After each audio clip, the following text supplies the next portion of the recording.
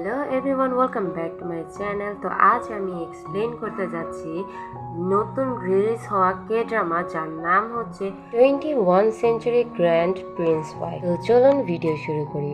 গল্পের শুরুতে আমাদের বলা হয় যে 600 বছর ধরে জেসন ডাইনাস্টি কোরিয়ার রুলস করেছে। অনেক কিং এসেছে এবং চলেও গিয়েছে, আর ধীরে ধীরে তাদের অ্যাবসোলিউট মনার্চি শেষ হয়ে গিয়েছে। এখন রয়্যাল ফ্যামিলি প্রেজেন্ট টাইমের কোরিয়াতে আমরা দেখি কনস্টিটিউশনকেই ফলো করে। রয়্যাল ফ্যামিলির কাছে যে অ্যাবসোলিউট পাওয়ার ছিল তা এখন ক্লাস হয়ে গিয়েছে এবং তারা কোরিয়াতে ইলিট লোকেদের মধ্যেই পড়ে, মানে খুব রিচ এবং হাই ক্লাস ফ্যামিলি। এরপর আমাদেরকে দেখানো হয় রয়্যাল একাডেমি নামে একটা প্রেস্টিজিয়াস স্কুল, আর যেখানে 2009-এর স্প্রিং এক্সামের রেজাল্ট বের হয়েছিল। সবাই তাদের র্যাঙ্ক দেখতে এসেছিল, যেখানে আমরা রিয়নসং নামে একটা ছেলেকে দেখি, যে একটা রয়্যাল ফ্যামিলি থেকে এসেছে, যে তার ক্লাসের র্যাঙ্কিং বোর্ড চেক করেছে। সেখানে সং হিজো নামে একটা মেয়ে ফার্স্ট হয়েছে এবং মিংসুক হয়েছে সেকেন্ড। এর কারণেই সে খুবই ইরিটেটেড হয়ে যায়। আর এইখানে আমাদেরকে দুইটা হাউস দেখানো হয়েছে, একটা জংইয়ং হাউস যেখানে রয়্যাল ফ্যামিলি এবং নোবেলরা থাকে, আরেকটা হচ্ছে জিজুক হাউস যেখানে নর্মাল থেকে বিজনেসম্যানদের বাচ্চারা পড়ে। এরপরেই এন্ট্রি হয় আমাদের স্টোরির ফিমেল লিড সং হিজু, যে র্যাঙ্কিং বোর্ড দেখে মিনসুককে বলে, তুই তো বলেছিলি এইবার আমাকে হারাবি, কিন্তু এভরি টাইমের মতোই তুই আবার হেরে গেলি। এরপরে মিনসুক বলে, তুই কি আমাকে ভয় পেয়ে গিয়েছিলি যেন আমি তোকে হারিয়ে না দেই, এই জন্যই তো তুই এত হার্ড ওয়ার্ক করেছিস। তখন হিজু হাসতে হাসতে বলে, হার্ড ওয়ার্ক করার মতো এত হার্ড কি এক্সামটা ছিল? তোর কাছে কোয়েশ্চেনগুলো অনেক হার্ড লেগেছে। বেশি কথা না বাড়িয়ে এখন হেরেছিস তো একসেপ্ট করতে শেখ, আর বেশি কথা বলিস না, এভরি টাইম তোরই ইনসাল্ট হয়। মিনসুক বলে, নিজের স্ট্যাটাস ভুলে যাস না, তুই আমাদের মতো নোবেল ফ্যামিলির না, এজন্যই নিজের লিমিটে থাক। তখন হিজু বলে, আরে নোবেলের বাচ্চা রে, মুখ সামলে কথা বল না, না হলে একদিন ঠিকই মাইর খাবি। তার শার্টটা ঠিক করে দিয়ে বলে, নেক্সট টাইম একটু এফোর্ট দিস ভাই, এভরি টাইম তোকে ইজিলি হারিয়ে দিতে আর মজা লাগে না। এরপরে সং হিজো আরো বলে, তুই তো নোবেলম্যান তাই না, এভরি টাইম হারতে তোর ভালো লাগে নাকি? আর তার আগে ইউনিফর্ম পরা শেখ, বড় এসেছেন নোবেলম্যান। এটা বলে সে সেখান থেকে চলে যায়।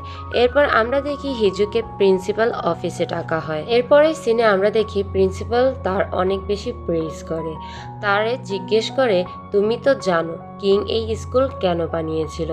হিজু বলে, হ্যাঁ, যাতে সবাই ইকুয়াল অপরচুনিটি পায়।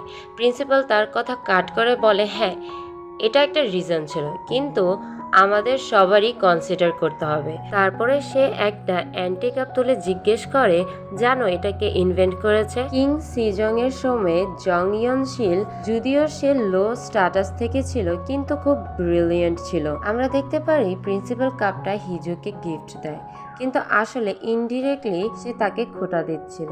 হিজু রেগে কাপটা ফেলে দিয়ে চলে যায়। এরপর প্রেজেন্ট টাইমে দেখানো হয় যেখানে হিজু ক্যাস্টেল বিউটি কোম্পানির সিইও, সে ডিরেক্টরসদের সাথে মিটিং করছিল এবং সবাইকে বকাঝকা করছিল কারণ তার সেলস কমে গিয়েছে। একজন ডিরেক্টর বলে, আমরা এখানে ইন্ডাস্ট্রি লিডার এবং প্রিফারেন্স র্যাঙ্কিংয়ে নাম্বার 1, কিন্তু rival company cheap trick use করেছে। 50% ডিসকাউন্ট প্লাস সেলিব্রিটি অ্যাড দিয়ে ভাইরাল হয়েছে। হিজু বলে, তবুও আমরা হেরে গিয়েছি, এখন তাদের মতো করে তাদের সাথে বিট করতে হবে। সেলিব্রিটি আমাদের অফার রিজেক্ট করেছে, তাই তার ব্যাকগ্রাউন্ড চেক করো, তারপর কি করতে হবে তোমরাই জানো। সে বলে, প্রোডাক্ট ভলিউম হাফ করো যাতে সোল্ড আউট ফেয়ারে মানুষ বেশি বাই করে। ডিরেক্টর বলে, এতে লস হবে। হিজু বলে, মানি আমার, ডিসিশন আমার, তোমরা শুধু কাজ করো। এরপরে আমরা দেখি সেক্রেটারি হেজং এসে বলে, আজ কিং এর বার্থডে সেলিব্রেশন। এরপরে হিজু বলে, আজ প্যালেসে গিয়ে অনেক বড় কাহিনী ক্রিয়েট করব, আর্টিকেল, ভিডিও, রিলস সব ভাইরাল করব, ইউটিউব, টিকটক, ফেসবুক সব জায়গায় ট্রেন্ড করতে হবে। তারপরে সিনে আমরা দেখি হিজু প্যালেসে এন্ট্রি নেয় রেড সুপার কারে এবং রেড ড্রেস পরে এসেছে। সেই লাগছে তাকে দেখতে। আর আমরা দেখি সে রুলস ব্রেক করে, কারণ রেড শুধু কিং পরে। সবাই শকড হয়ে যায়, রিপোর্টার্সরাও কথা বলতে থাকে। তার ছবি আর ভিডিও আসলেই ভাইরাল হয়ে যায়, আর ক্যাস্টেল বিউটি প্রোডাক্টস সোল্ড আউট হতে থাকে। ভিতরে হিজু ড্রিঙ্ক করছিল, কিছু মেয়েরা এসে তার সম্পর্কে গসিপ করছিল যে সে ইলিজিটিমেট চাইল্ড। এতে হিজু খুব রাগ হয়ে যায়, আর আমরা দেখি গ্লাস ভেঙে তাদেরকে ভয় দেখায়। আমরা দেখি তার হাফ ব্রাদার তেজু আসে তাকে প্রভোগ করতে। তখনই হিজু স্যাভিজ রিপ্লাই দেয় এবং তাকে ইনসাল্ট করে। এরপরেই ডিনার সিন শুরু হয়, যেখানে 8 বছরের কিং বসে আছে, তার পাশে কুইন মাদার, আর পাশে খালি থ্রোন, যা গ্র্যান্ড প্রিন্স ল্যানের জন্য। ল্যান হলো অ্যাক্টিং কিং, কারণ কিং মাইনর। ল্যান এন্ট্রি নেয় হান্টিং ড্রেস পরে। এটা দেখে শকড হয়ে সবাই তার দিকে তাকিয়ে থাকে। এরপরে কুইন মাদার তাকে কোয়েশ্চেন করে, এটা কি পড়েছ? ল্যান বলে এটা কিং এর গিফট, এবং কেয়ার না করে বসে যায়। কিং তাকে খুবই পছন্দ করে।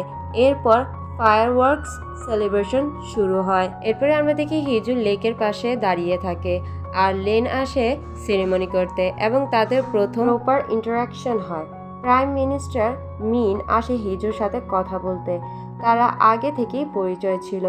মিন তাকে ওয়ার্ন করে রেড ড্রেস নিয়ে, তখন হিজু বলে সে রুল ব্রেক করছে না।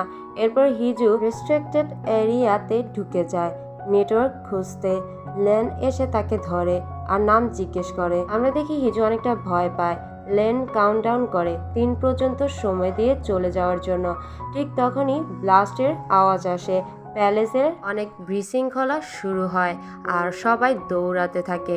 লেনের ফ্ল্যাশব্যাকে আমরা দেখতে পারি আগে ফায়ার ইনসিডেন্ট, যেখানে তার ব্রাদার অর্থাৎ প্রিভিয়াস কিং মারা যায়। আমরা লেনের ফেস দেখে বুঝতে পারি সে প্যানিক হয়ে যাচ্ছে, কিংকে খুঁজতে যায়। এরপরের সিনে আমরা দেখি কুইন মাদার এসে তাকে অনেক জোরে একটা থাপ্পড় মারে, আর বলে তুমি কি আবার আরেকটা কিংকে মারতে চাও? সবাই অনেক বেশি শকড হয়ে যায়, আর এটা দেখেই হিজুও অনেক শকড হয়ে যায়। তারপর লিটল কিং এসে মাকে ডাকে, কুইন মাদার তার কাছে চলে যায়। এই পুরো রয়্যাল ফ্যামিলি ডায়নামিক দেখে হিজু তো অনেক বেশি অবাক হয়ে যায়। আর এখানে পার্ট 1 শেষ হয়ে যায়। পরবর্তী এপিসোডের জন্য প্লিজ আমাদের চ্যানেলকে সাবস্ক্রাইব করুন। Thanks for watching everyone.